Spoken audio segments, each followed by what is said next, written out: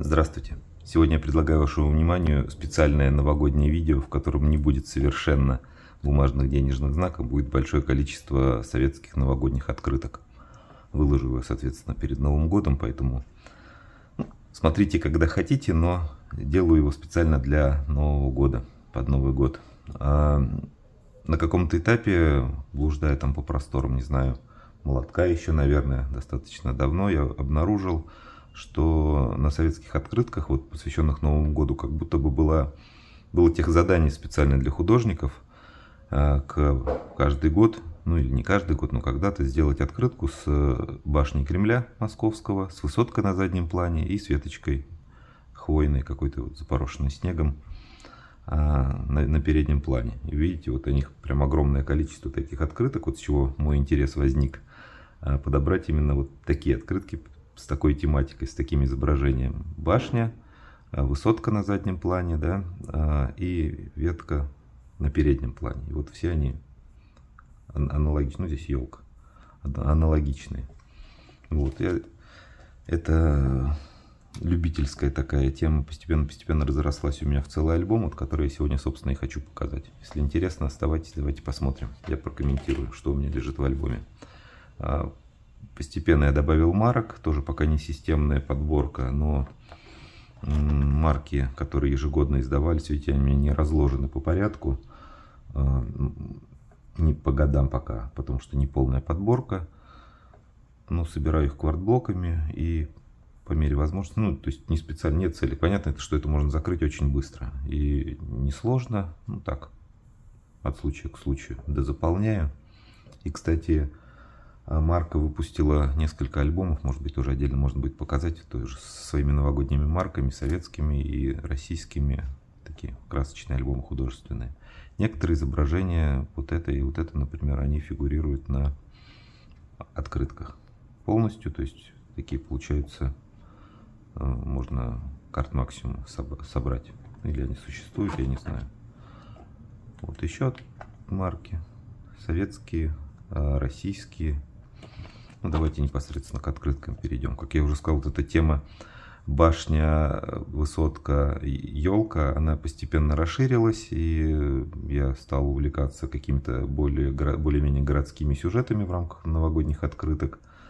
И вот давайте начнем отсюда, прокомментирую. Достаточно редкие виды.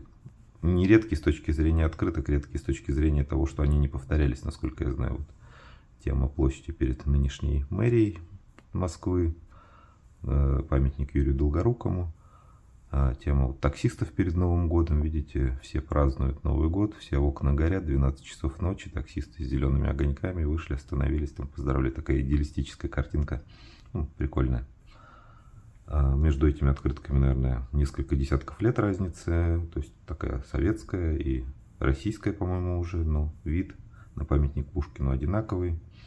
Концепция одинаковая, разное исполнение художественное. Вот это, насколько я помню, достаточно ранние открытки на новогоднюю тематику, может быть, 50-х годов. Единственное из тех, которых я смог найти с Шуховской башней. Ну, здесь опять Кремль, Спасская башня. Фотооткрытки я старался не брать, но вот как-то одна попалась. Такая отдельная тема, мне не очень интересная. Это разворот тот, который с которого мы начали. Я здесь концептуально рассказал, почему они у меня и как здесь были подобраны. Единственное, еще дополню, что, если интересно, я ввел для себя несколько ограничений. То есть я собираю только односторонние открытки, за редчайшим исключением. По-моему, здесь одна лежит двухсторонняя, только, ну, которую в конверте отправлять надо было. Остальные односторонние, вот именно открытки, и они чистые все.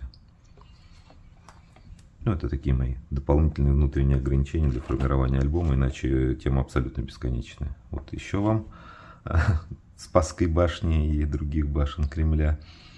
Вот они огромные-огромные. Вот это на марке была, я показывал раньше. Вот эти вот три интересные подряд, видите, это металлографская печать, но один и тот же оттиск, но по-разному реализованный художественно, в разные годы. Очевидно, это продукция Гознака, так как это металлография.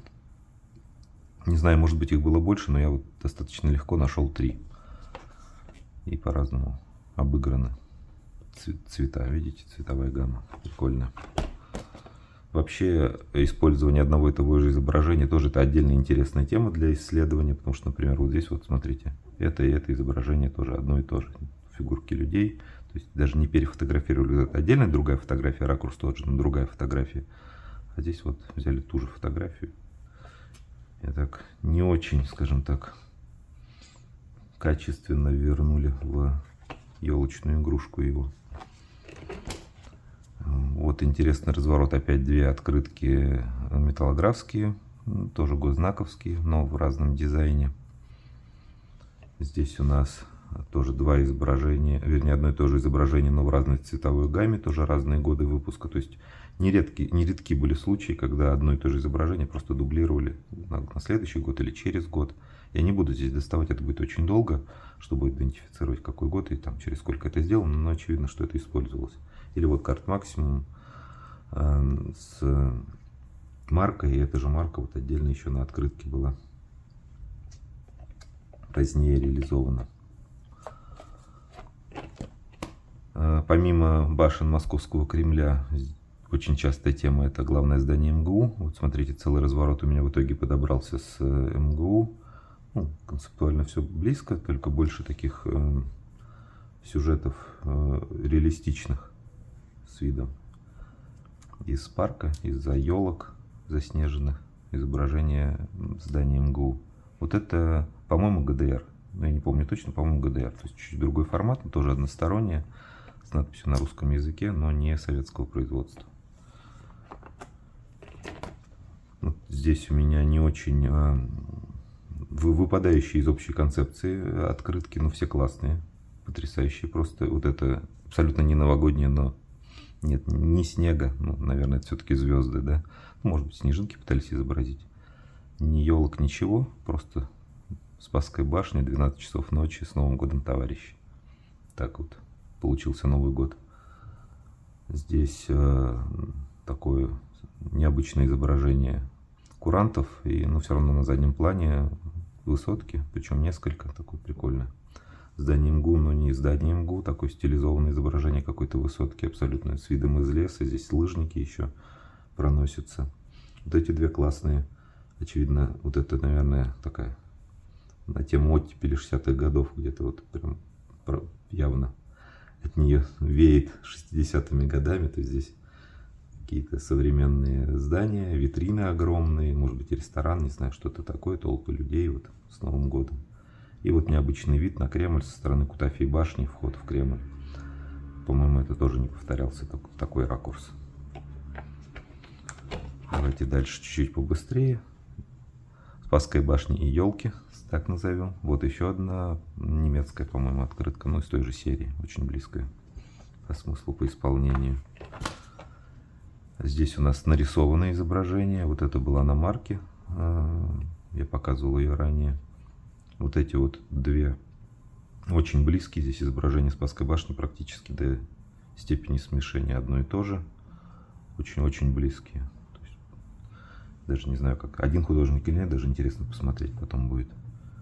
Ну, видите, снежинки другие, елка другая, но концептуально вот одно и то же. Если бы их было больше, наверное, еще бы интереснее было, да, как одну и ту же тему в одной и той же цветовой гамме можно обыграть. Опять башни и елки, но чуть-чуть мы добавляем прогулок вдоль Кремлевской стены. Видите, добавляется вид на Кремлевскую стену. Здесь набережная, здесь, наверное, Александровский сад. Ну, здесь надо идентифицировать по башне, не буду на этом останавливаться глубоко. Вот интересный разворот, уже связанный с трудом, трудовые победы, трудовые успехи. Здесь вот абсолютно потрясающая вещь. С трудовыми успехами в 4-м году 10-й пятилетки. То есть потрясающее пожелание. Что такое 4-й год 10-й пятилетки, я не знаю. Надо прям уточнить, какой именно это год. Вот это, насколько я помню, была достаточно то ли редкой, то ли дорогой. Ну, как-то так выбивалось из общего. Что есть стройки социализма такие, с ракетой сверху. Востребованный сюжет, наверное, у коллекционеров-филокартистов. Я вот чуть-чуть тоже в этом поучаствовал. Вот это и вот это было достаточно редко. Здесь тоже минимум Нового года, но все закрывает флаг СССР. И вот еще тема флагов СССР, союзных республик, тоже превалирует над новогодней тематикой. открытки, где указан год. Тоже интересная отдельная тема для собирательства. Я ее не закончил, но можно продолжать. Но здесь вопрос: каждый год добирать все, что было выпущено с соответствующим годом, или ограничиваться по одной открытке на каждый год. Видите, 56-й год подписан, здесь 57-й, 58-й, 58-й забавная, Новый год прилетает. 58-й, всего много у него: веселья, радости, здоровья, счастья и так далее. Вот маленький мешочек забот. Такой художник все со смыслом нарисовал. Встреча старого и нового года, 59-й год, это тоже достаточно распространенная тематика на открытках. Видите, 59-й год встречается. Здесь уже 59-й у нас стал старым, приезжает 60-й к нему на строительной теме. Вот у него на шапке 60 написано. 61-й год и так можно ее развернуть. Обыграно, что она по кругу. Интересно. С 62-го, соответственно, после 61-го года уже тематика космоса появляется очень активно. 62-й, 63-й. Здесь у меня в разнобой опять 62-й. Строительная тема, 58-й. Старая открытка. Вот это вот мне классная, мне нравится. Видите, 1960 какой-то, непонятно. Классно сделали, может быть 63-й, 65-й, 68-й, 69-й. Можно много лет подряд продавать. Все подойдет, классно, молодцы, хорошая идея. 70-й, ну, эту тему можно продолжать, она так у меня в таком состоянии. Теперь горизонтальная тематика. Все то, что было раньше, было вертикальным. Здесь отдельно горизонтальные открытки. Я, наверное, пока переворачивать не буду, так покажу. То есть вид на Кремль со стороны моста, либо с высоты птичьего полета, похожий ракурс. Вот это тоже госзнак, тоже металлографская печать, очень классная. Отрисованное и отгравированное изображение, потрясающее. Здесь я оставил себе несколько штук горизонтальных с Останкинской телебашней. Вот она, вот она, вот она. То есть вот эта тема, но дальше она еще у меня будет. Здесь особо, наверное, нечего комментировать. Просто Кремль или высотки в том или ином виде. Какие-то я наверняка докупал просто вдогонку, потому что продавцы много продают. И ты...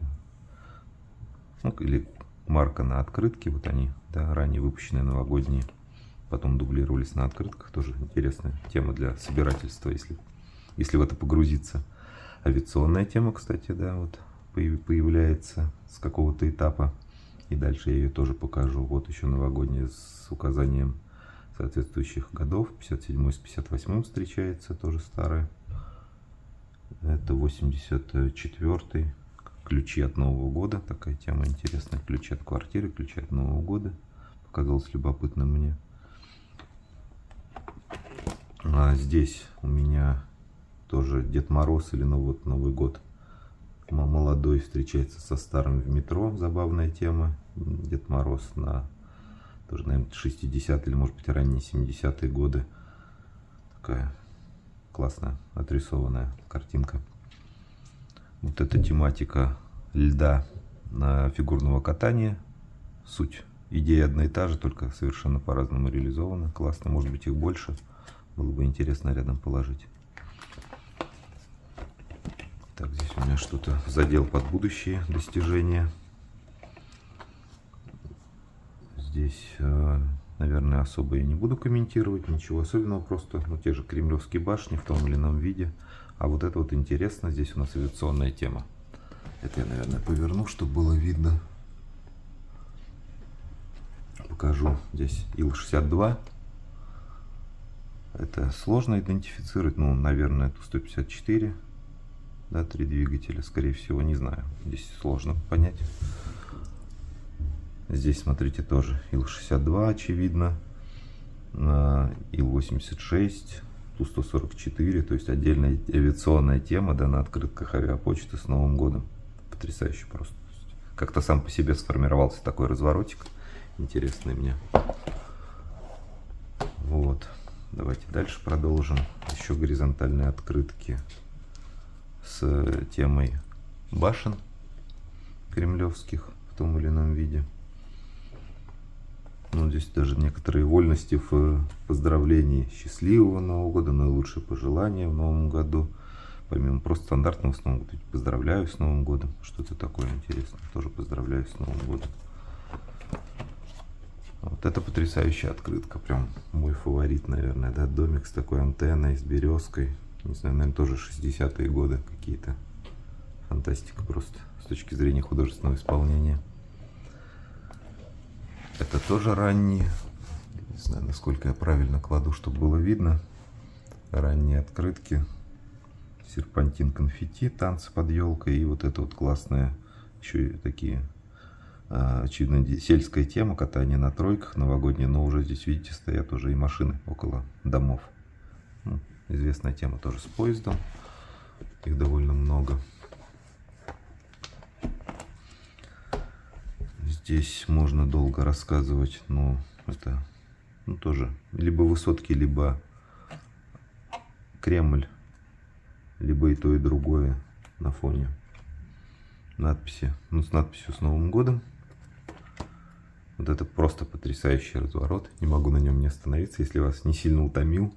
Это какие-то вот высокохудожественные, где действительно художник рисовал. Я не знаю, может быть, у филокартистов это как-то правильно называется, но то здесь вот очевидно все явно такие классные художественные изображения. Не просто так, там фотография и все.